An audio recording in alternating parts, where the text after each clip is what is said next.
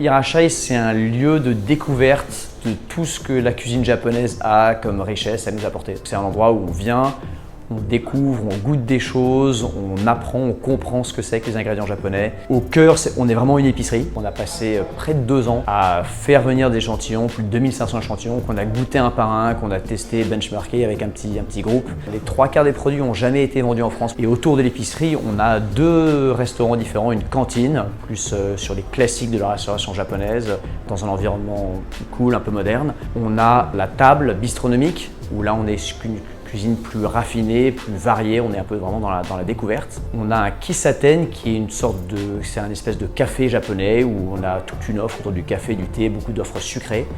Et le soir, ce Kissaten se transforme en Sakaba, donc c'est notre bar à alcool japonais où on vient à la fois découvrir des alcools japonais et on vient découvrir aussi le monde du bar à cocktail japonais qui est tout un univers à part avec ses codes, ses ingrédients, ses techniques, etc. C'est venu un peu de notre expérience quotidienne en fait. On adore manger japonais. Et on se rend compte que par contre, quand on veut mettre la main à la pâte et faire des trucs, c'est pas facile quoi, quand on veut cuisiner parce que on sait pas où trouver les ingrédients. Quand on trouve les ingrédients, on comprend pas ce qui est marqué dessus. On n'est pas forcément très aidé. C'est difficile en fait. Et du coup, la cuisine japonaise, elle avait pour nous, mais comme pour beaucoup de gens, une image assez compliquée, un peu élitiste, un peu difficile d'accès.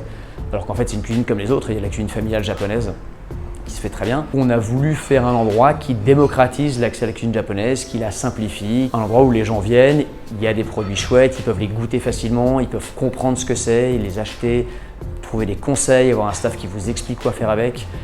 Voilà, quelque chose pour faciliter l'accès, pour baisser la barrière à l'entrée vraiment.